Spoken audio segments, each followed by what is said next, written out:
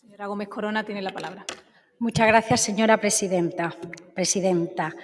Miren, esta iniciativa es un despropósito y no lo digo por la distancia ideológica, es que está plagada de tonterías, hay que decirlo, no inexactitudes, mentiras, si quieren. Yo me imagino a la persona que ha escrito esto, discúlpenme, bebiendo lejía para prevenir el COVID.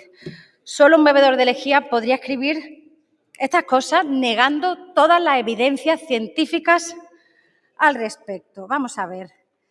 Para empezar, nos proponen una PNL a nivel nacional que no tiene en cuenta para nada la realidad andaluza. Esta está corta pegada, no sabemos muy bien de dónde y seguro que la están presentando en todas las comunidades autónomas sin tener en cuenta pues, las potencialidades que tiene Andalucía en las renovables, como, bueno, pues que son unas energías inagotables, limpias, muy eficientes. A cambio se nos dice que vamos a apostar por las nucleares que no son peligrosas, pero luego iré a eso. Vamos a empezar. Hablan de la dependencia energética española, que es histórica. Claro que sí, que no depende de la guerra de Ucrania. Ahí estamos de acuerdo, pero tampoco depende de eso que llaman fanatismo medioambiental.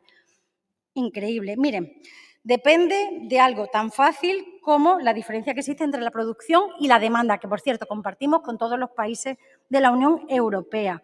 Lo que no compartimos quizá es la procedencia de las fuentes de energía y por eso nuestro país depende menos de la coyuntura actual de la guerra de Ucrania. Ustedes plantean como uno de los objetivos reducir la dependencia energética para lograr la soberanía. Nosotros estamos de acuerdo, ¿vale? Nos parece, lo que no vemos es el fin, el camino por el que dicen que tenemos que transitar, ¿no? Si realmente se quiere reducir esa brecha, ¿qué proponemos desde Por Andalucía? Es obvio, cualquiera que lea los avances científicos en la materia, pues hay que apostar pues, por la energía limpia, que no compromete el futuro de nuestros hijos, renovables, en definitiva, que además son más baratas, como ahora les voy a demostrar, y se pueden implementar en menos tiempo. Mire, usted dice que persiguen un cambio de modelo, donde las renovables sean solo un apoyo puntual porque a su juicio son caras, ineficaces e incapaces de cubrir la demanda.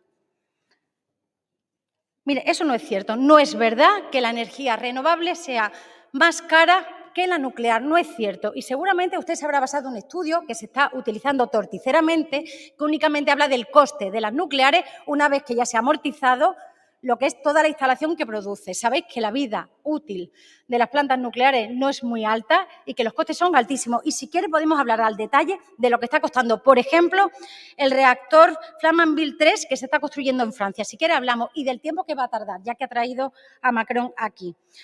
La energía fotovoltaica es 4,3 veces más barata que la nuclear y la eólica 3,7 veces. Y cuando quiera rebatimos con datos en la mano. ¿Qué más? El tiempo necesario para construir una planta. ¿Sabes cuál es el tiempo medio? 20 años. Macron, el primer reactor del que habla, ha dicho que estará para 2035. Dicho por Macron hace 2 meses. 5 años, pero ¿de qué planta nuclear van a poner a ustedes? De juguete, ¿no? En 5 años una de juguete, imagino. Mire, en el caso español, la situación además es muy clara. Tenemos decenas de miles de megavatios en proyectos de renovables que pueden estar en un lustro, en 5 años. Para poner en marcha una planta nuclear, le decía, harían falta 20. Únicamente China lo está logrando en tiempos más reducidos, porque es China y no vamos a hablar tampoco de los problemas que tiene. Hay otro problema y es combinar las nucleares con las renovables. Usted sabe que digo yo que lo sabrá, no lo sé, que las nucleares emiten energía de manera plana y no se acomodan bien a las necesidades de reducir de manera drástica cuando entran muchas renovables. Lo hacen rápidamente, pero luego tardan mucho tiempo y consumen mucha energía en subir el pico de producción, precisamente por la noche, como usted dice, o cuando no hay viento. Con lo cual, eso de llenarlo todo de nucleares y como complemento solo las renovables necesita una pensada. Y luego, otra cosa, independencia, soberanía energética con energía nuclear. Yo no sabía que Andalucía era una potencia en uranio. Se ve que hay yacimientos escondidos, tenemos uranio y no tenemos que comprarlo. A día de hoy, el 40% de las centrales que están funcionando en España se compran de Rusia, de ese de que no se quiere depender. Así que, bueno, por suerte será que han descubierto algún yacimiento de uranio y sin tener que mirar al mercado internacional podríamos tener un montón de plantas funcionando. Y ya, por favor, que la energía nuclear es verde. Mira, los residuos no son verdes. Llega a decir en la PNL que cada vez hay menos residuos, que de hecho ya los prototipos nuevos ni residuos hay. Pero usted sabe la cantidad de dinero que se gasta en poder almacenar y sellar debidamente todos esos residuos tóxicos. A mí me gustaría ver si tan fácil es, vaya usted a vivir al lado de una planta nuclear o de un cementerio como el del Cabril, como se les decía. No diga que son verdes porque no es cierto. Son peligrosas y no son solo peligrosas las del pasado. No estamos hablando aquí de Chernobyl o de Fukushima, que se podría hablar. Le hablo, por ejemplo, de cómo tenemos a toda la comunidad internacional temblando, pensando en lo que pueda pasar con la planta de Zaporilla, en Ucrania, con la guerra. ¿Por qué? Porque sería un desastre terrible, de unas dimensiones muy, muy grandes, el que pudiera pasar algo con esa central nuclear, que no nos teníamos que preocupar porque la energía que van es verde y además no son peligrosas. Bueno, será que es antigua y no son esos prototipos que solo ustedes conocen. Miren, ya le hemos dicho y repito, contrastemos con datos que la energía nuclear es más cara,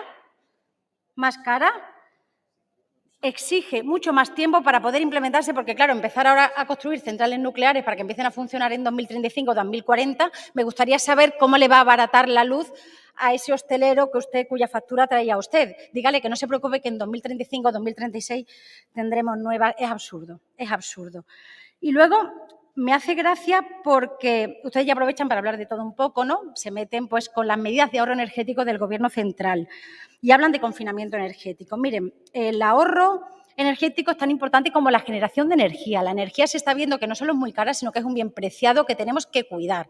Todo lo que sea propiciar medidas para que eso que usted ha dicho, ¿no? No se produzcan cortes, no haya restricciones al suministro, se produzca, bienvenido sea. Y en esa batalla tenemos que estar todos y todas. Es responsabilidad el hacer lo posible y el Gobierno le toca pues, estar al frente, igual que le tendría que tocar, y de eso hablaremos próximamente, al Gobierno de la Junta de Andalucía. Y claro, ya de paso hablamos de eliminar los impuestos a la energía, porque ya de paso hablamos de quitarle los impuestos al final para que sean las grandes multinacionales las que salgan ganando de todo esto. Mire, quien debe arrimar el hombro ahora mismo son las grandes potencias, las grandes fortunas y también las grandes empresas detentadoras, productoras de energía. En definitiva, miren, esta iniciativa que, como les decía, es que no tengo otra palabra que absurda, de verdad. Habla de un pacto de soberanía nacional, pero no habla nada de la situación andaluza.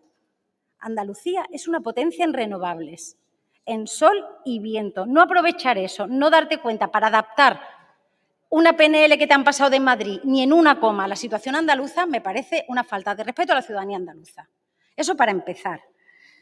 Mire, la Junta de Andalucía tendría que ponerse al frente de la lucha por las renovables, fomentando y apoyando el autoconsumo, instalando parques que aprovechen nuestro sol, nuestro viento. Esa sería la soberanía energética. Andalucía podría ser una potencia creadora de energía renovable, podría ser un ejemplo en toda España. Y miren, invertir en renovables es hacerlo en una industria del futuro. Atrae inversión, atraería empleo, atraería conocimiento en I+D+I. Ya sé que eso no les va mucho. Habría que convertir a Andalucía en el auténtico motor energético español. Pero mire, alargar la vida de las nucleares al final es agrandar los márgenes de Endesa, que quiere seguir utilizando centrales que ya están amortizadas. Pero ¿sabe una cosa? ¿Sabe que ni siquiera las empresas dueñas de las plantas nucleares quieren alargar su vida? Porque más allá de un determinado momento necesitan tal cantidad de inversión que no es rentable. Con lo cual, ustedes están defendiendo la energía nuclear y están como predicando en el desierto, solos. Ni siquiera las empresas propietarias que están explotando esas plantas están a favor de esto. Quitando, le puedo decir algún ejemplo muy, muy concreto porque la vida útil no ha llegado al fin de alguna planta. Hace falta una política valiente en Andalucía y hace falta ser valiente y venir aquí y traer una iniciativa dirigida al Gobierno de la Junta de Andalucía para que en el marco de sus competencias haga lo posible para reducir esa factura de la luz. Y luego, hablar de fanatismo religioso con el verano que hemos tenido y con la situación que tenemos cuando nadie niega hoy el cambio climático es simplemente, como lo decía, y discúlpenme, propio de bebedores de lejía. Muchas gracias.